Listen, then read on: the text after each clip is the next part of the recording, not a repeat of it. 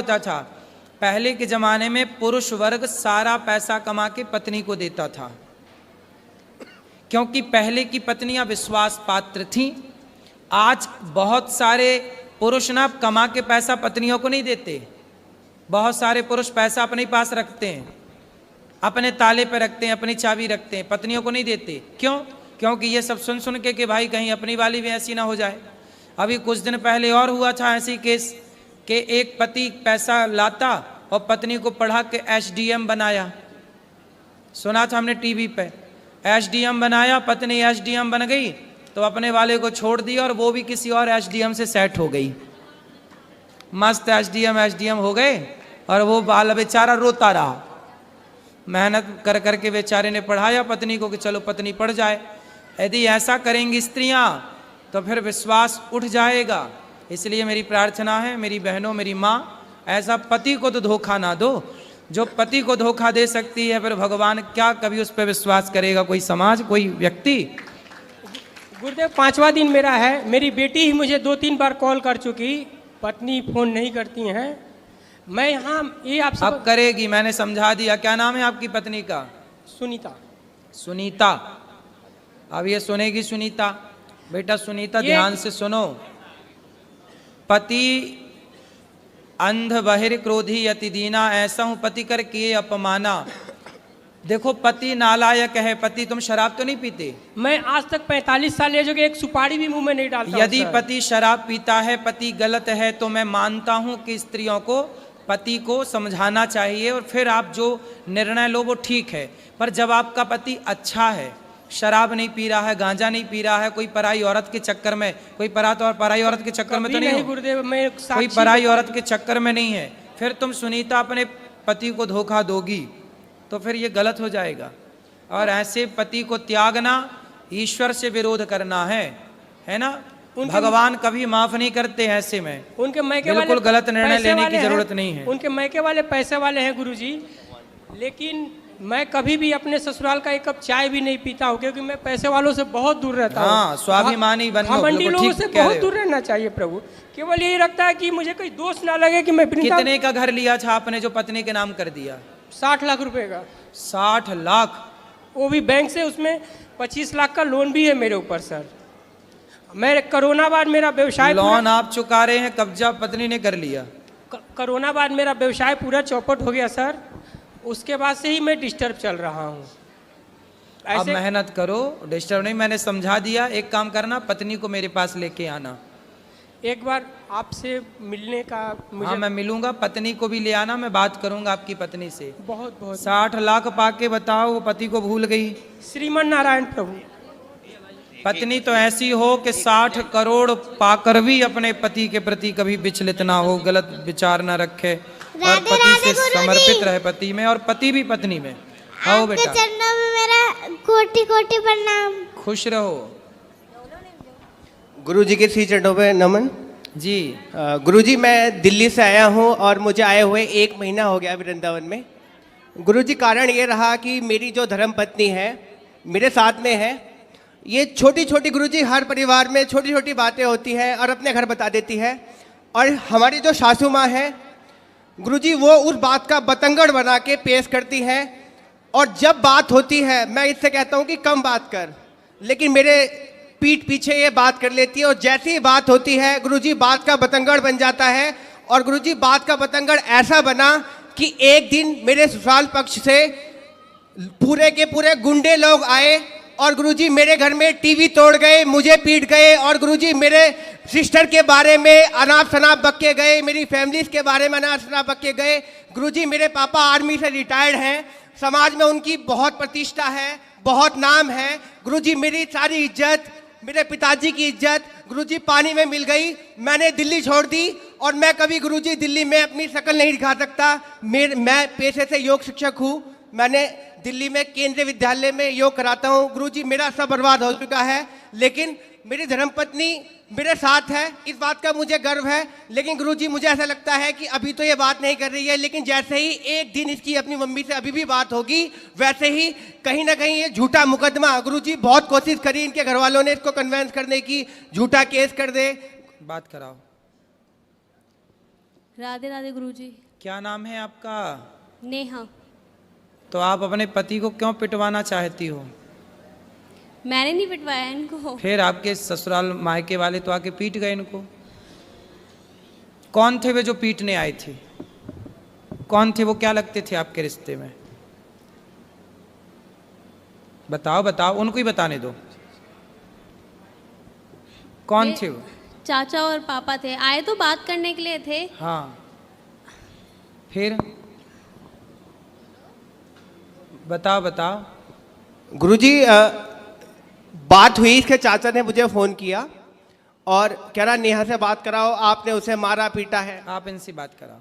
बेटा देखो, पिता कब तक काम आएगा और चाचा कब तक काम आएंगे? तुम जरा जाके ससुराल अपने मायके में रहने लग जाओगी ना, तो 4 दिन बाद 10 दिन बाद तुम्हारी भौजाई तुम्हारा भाई ताने मारने लग जाएगा। जी बाप जब तक जिंदा है तब ठीक है, पर एक दिन मरना तो सबको ही पड़ता है। जी। फिर कौन सी भौजाई रह पाई अपने, कौन सी ननंद रह पाई आज तक अपनी भौजाई के पास कि तुम रह लोगी? तुम्हारा भाई है जी गुरुजी। तो भौजाई के साथ सदा गुजार लोगी जीवन? ताने मारेगी तुम्हारी भौजाई, आ गई अपने पति की तो हो ना सकी तो मेरी हो जाएगी, ऐसा ना बोले तो कह देना। बेटा नारी का पति ही सब कुछ है ना?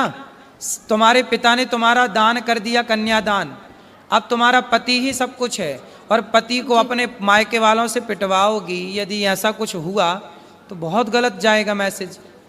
आप पति पत्नी दोनों खुश रहो, है ना? और आपको ना अपनी माँ, आज पता है जितने तलाक होते हैं, आप मानती हो इस बात को कि 95% तलाक लड़की की माँ की गलती से होते हैं। पता नहीं लड़की की माँ लड़कियों से मोह भंग ही नहीं होता। जब इतनी बात करनी थी तुम्हारी माँ को तुमसे, तो फिर ब्याह ही क्यों किया? घर पे ही रखती अपने बात, दिन रात करती तुम बात, क्या दिक्कत थी? क्यों ब्याह किया फिर? रुको बेटा रुको, तुम लियो।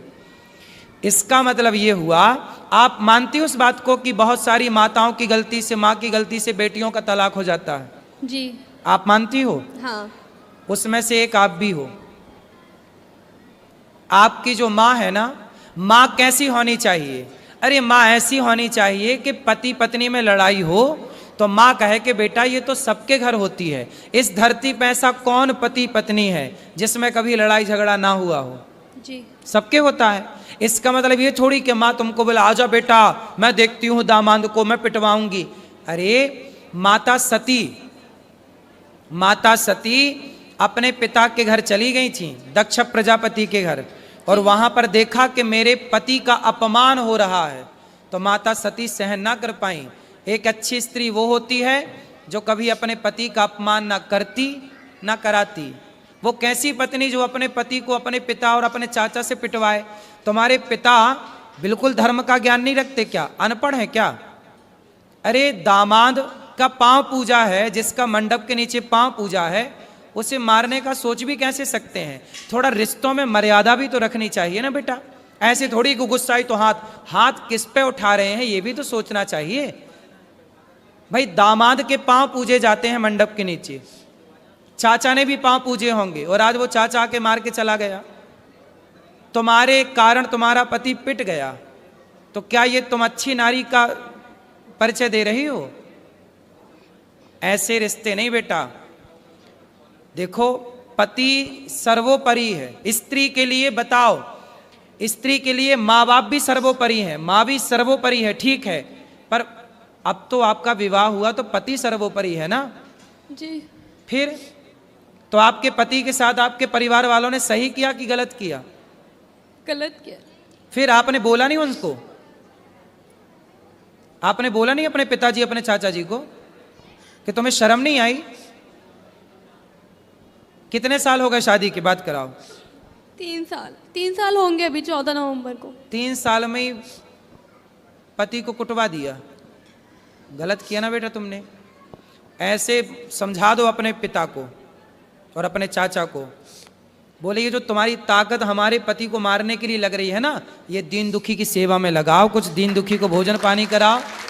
ताकत है, रावण जैसों की लंका जल गई बेटा, ताकत घमंड तो रावण का नहीं चला, तो बोल देना अपने चाचा को और अपने पिता को, जी गुरुजी। है ना, कि मेरे पति को आप सुनो, आपका धर्म है कि आपको पति की तरफ खड़े होकर बोलना चाहिए, चाचा मेरे पति की तरफ आंख उठा के मत देख लेना, ये आपका धर्म कहता है। ठीक है। ठीक है, तो आप किसके साथ हो, माँ के पक्ष के पति के साथ? इनके साथ। तो पति आपके शराब पीते हैं? नहीं। गलत है? नहीं। आपको प्यार करते हैं? बस एक्सेस बोलते हैं, बहुत ज्यादा एक्सेस बोलते हैं, जरूरत से ज्यादा बोलते हैं। अभी बेटा शादी के 3 साल हुआ है, 3 साल में ना बेटा आम का पौधा लगाओ तो उसको भी 5 साल लगते हैं तब वो फल देता है। क्यों जी, आम का पेड़ कितने साल में फल देता है? 5 साल में। बेटा भी तुम्हारी शादी के 3 साल हुए हैं, शादी को थोड़ा मैच्योर तो होने दो, रिश्ते को पकने तो दो। जब पकेगा, जब एक दूसरे को समझोगे, अब तुमने उसे ऐसा करा दिया तो उसके अंदर तुम्हारे प्रति क्या श्रद्धा रहेगी? अब तुम हमें पिटवाओ और फिर हमसे उम्मीद करो कि हम तुमसे प्यार करें और तुम्हारा सम्मान करें। बेटा सम्मान दोनों तरफ से होता है, जब तुम सम्मान करोगी ना तो हम भी करेंगे, और तुम हमें गाली दोगी तो फिर हमसे सम्मान की कामना मत करना, जी। ठीक है? गुरुजी एक बात और कहनी थी। और सुनो, तुम भी कितना बोलते हो, पत्नी को क्यों इतना उल्टा सीधा बोलते हो? गुरुजी मैं ऐसा कुछ नहीं बोलता, मैं बस ये बोलता हूँ कि बस अपनी मम्मी से उतना ही बात कर गुरुजी, मैं कभी जानने को मना नहीं माँ करता। से बात करती है बेटी, इसमें बुराई क्या है? माँ से तो हर बेटी बात करती है। और गुरुजी अभी मैं- शादी के 3 साल हुए हैं, थोड़ा अभी तो उस घर से निकल कर इस घर में आई है, उसको भी तो थोड़ा मौका दो। गुरुजी कॉलोनी में ये बोलती है कि मैं हिजड़ा हूँ, कौन बोलता है? इसकी मम्मी, और हमारी बच्ची हो गई, पूरी कॉलोनी में ये बोलती है ये दवाई खा खा के, गुरुजी पता नहीं क्या क्या बोलती है। गुरुजी मेरे को इतनी शर्म आती है कि मैं गुरुजी बता नहीं सकता, आप पूछो गुरुजी। क्यों बात कराओ, तुम अपनी माँ को बताओ ना बेटा, है ना? तुम्हारी माँ ऐसा बोलती हिजड़ा है, ये सब नहीं बोलना बेटा, माँ को समझाओ कि माँ तुम अपना काम करो। गुरुजी मैं आपसे एक बात पूछना चाहती हूँ कि क्या कोई माँ बाप ये चाहेंगे मेरी लड़की का घर टूट जाए? कोई बेटा माँ बाप नहीं चाहते गुरुजी। बेटा बहुत माँ बाप की गलती से ही टूटता है, ये क्यों नहीं सोच रही हो? नहीं वो बात आपकी ठीक है, लेकिन वो नहीं चाहते, कुछ ऐसे रीजंस रहे हैं, कुछ ऐसी बातें रही हैं कि उनको ये स्टेप, मैं मानती हूँ कि ये चीज़ गलत थी, उनको नहीं करना चाहिए था, ये बहुत गलत था, लेकिन मुझे नहीं पता क्या सोच के उन्होंने ये किया। लेकिन आप इस बात से एग्री हो ना हो, 95% तलाक भारत में लड़कियों के माँ बाप की गलती, और माँ बाप अपनी बेटी को सही गाइड नहीं करते। कई बार क्या होता है मैं आपको बताऊं, जी। पति पत्नी में लड़ाई होती है ना, जी। पत्नियां भाग जाती हैं मायके, फिर पति जी। फोन लगाता, अच्छा सॉरी हम अब तुमसे बात करेंगे, गलती हो गई, अब नहीं तुम्हें डांटेंगे, नहीं बोलेंगे। जी। माँ बोलती है नहीं, दामाद तो नाक रगड़ता हुआ आएगा तब भेजूंगी। अब दामाद आता है तो माँ फिर भी नहीं भेजती। अब बताओ ये माँ की गलती है? हाँ ये गलती है, लेकिन ऐसी बहुत माएँ हैं इस धरती पे। हैं गुरुजी, लेकिन कुछ गलतियां इनकी भी हैं। बिल्कुल ये भी होंगी, गाली देती हैं, इनकी भी गलतियां ये होंगी। भी गाली देते हैं माँ बाप को। भाई माँ बाप तो माँ बाप है ना गुरुजी, चाहे कैसे भी है लड़की के ही, लेकिन है तो माँ बाप ही, इनको गाली देने का क्या राइट बनता है? बिल्कुल। क्यों तुम गाली देते हो इनके माँ बाप को? गुरुजी वो दारू पीते हैं। कौन? और इसके जो पिताजी अरे हैं तो वो अपने पैसे से पीते हैं गुरुजी, तुम्हारे। दारू पी के वो गाली गलौज करते हैं अरे गुरुजी। तो करने तो कुत्ता भौंके, मैं- तुम मुंह में टेप लगाने जाओगे क्या? गुरुजी मैं पढ़ा लिखा शिक्षित और मैं योगा टीचर, मैं तो गुरुजी लोगों को ज्ञान और देता हूँ योग का, मैं अरे गाली भाई नहीं देता। तो सारा संसार दारू पी के गाली दे रहा है, तुम सबका ठेका लेके बैठोगे? गुरुजी मैं ब्लॉक कर देता हूँ उनको कि कॉल मेरे से बात ना हो, तो फिर वो ये बोलते हैं कि नंबर यहाँ ब्लॉक पे कर आप देता भी है। गलत हैं। सास ससुर को गाली क्यों दोगे? मैं- भाई सास ससुर पत्नी के माता पिता आपके भी माँ बाप हैं। जितने आपके लिए आपके माँ बाप प्रिय हैं, ऐसे उतने ही उस लड़की के लिए उसके माँ बाप प्रिय हैं। इसलिए हर लड़की को अपने माँ बाप से प्यार है, हर लड़के को अपने माँ बाप से प्यार है, इसमें बुराई क्या है? और आप कौन होते हैं उनके माँ बाप को गाली देने वाले? नहीं गुरुजी मैंने कभी स्टार्टिंग में कभी कुछ नहीं बोला, वो फोन करते हैं, बेटी से बात करा, मैं कराता हूँ, फिर दामाद से बात करा, और एकदम से अब शब्दों का यूज करने लगते हैं गुरुजी। कोई बात नहीं, वो भी तो तुम्हारे माँ बाप हैं। जैसे माँ बाप की 2 डांटें सुन लेते हो, सुन लिया करो। रिश्ते थोड़ा सहनशीलता से चलते हैं। 2 बातें तुम सुन लो, तुम काहे इतना हाइपर हो जाते हो? 2 बात तुम्हारी सुनने की क्षमता नहीं है? अरे पत्थर को छेनी और हथौड़ों की चोट पड़ती है, तभी वो गुरुजी, पत्थर मैं भगवान बन के पूजता है। गुरुजी 2 मैं बात- होली पे गया, होली पे उन्होंने फोन करके बुलाया, मैं अपने दोस्त को लेके गया, ससुराल के अंदर, और गुरुजी मेरे दोस्त के आगे उन्होंने गालियां देना चालू किया। सब छोड़ो, अब प्रेम से रहो तुम दोनों, है ना, और आपस में बिल्कुल ना लड़ना। ठीक गुरुजी, राधे राधे गुरुजी। राधे राधे गुरुजी। जी मैं आपकी कथा टीवी पे सुनती थी गुरुजी, जी। तो मुझे बहुत अच्छी लगी आपकी कथा, तो मैं टीवी के माध्यम से आपके यहाँ आई हूँ वृंदावन में गुरुजी। तो मुझे यहाँ बहुत अच्छा लगा, आपकी कथा सुनती हूँ रोज। 5 दिन के लिए आए हम लोग यहाँ, आज हमें 4 दिन हो गए हैं जी। हम कल चले जाएंगे गुरुजी। चलो अच्छा है, खुश रहो। आशीर्वाद दीजिए गुरुजी मेरे घर सुखी वालों रहो, को सुखी मुझे। रहो, सुखी रहो। गुरुजी एक और प्रश्न है